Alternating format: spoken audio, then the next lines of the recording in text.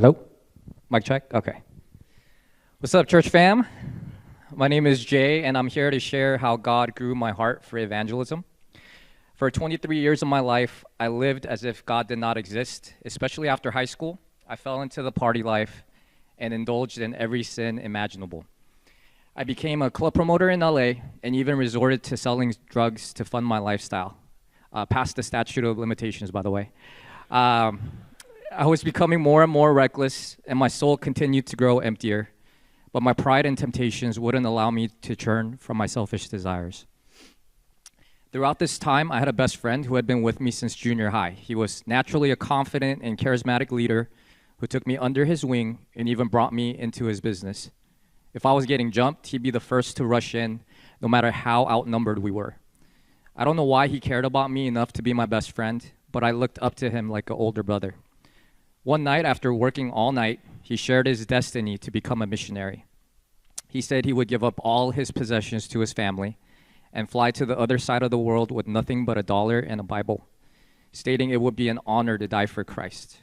And if the loss of his life could even lead to one person's salvation, it would be a life well lived. But he suddenly passed away. He was the third close friend I would lose before the age of 24, and this one hit different. Driving to the hospital, I remember thinking, if God exists, how could he let someone willing to be a martyr for him die like this? When I arrived and saw him lifeless, I broke down. The next thing I remember was his family laying their hands on me and praying for me. His mom saying, "It must be hard for you because you don't believe," and told me not to blame God, as if she was reading my mind. Despite losing their one and only son, they showed indescribable faith and strength. And in the months that followed, I fell into heavy depression. I wanted to give up, and I wanted to die. But God began speaking to me in different ways. Random strangers would approach me on the street and pray for me. I began visiting random churches where every sermon pierced my heart. And one time, the pastor of a large church walked down in the middle of service, asked for my name, and prayed for me because he felt led by the Holy Spirit. God couldn't have made it any clearer during that time that he loved me. But I kept wondering, why me? I was someone who had nothing to offer, nothing to live for, yet he left the 99 to come after me.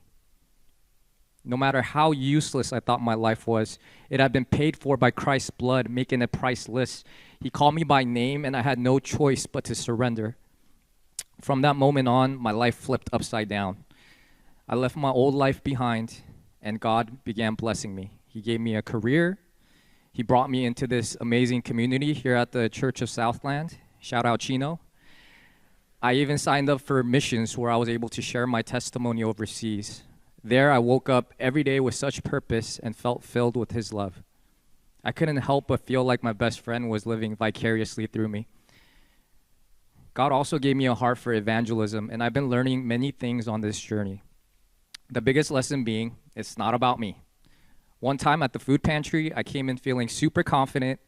I gave what I thought was a fire prayer and opened my eyes expecting the person to be in tears.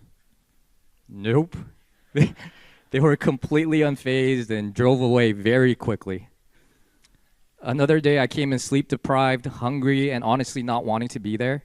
A big, stern, tatted guy pulled up, and I quickly prayed for him, expecting him to rush off. But when I opened my eyes, he was in tears, and he ended up accepting Christ. God was clearly speaking to his heart long before I showed up, and it's so true that we can do nothing apart from the Father. So the burden is not on us. Sometimes I'll be on Instagram and start crying when I see people suffering, praying, "God, please do something." And in my spirit, I hear him say, "I did. I made you." Every time I took even one small step towards the people my heart ached for, God met me there.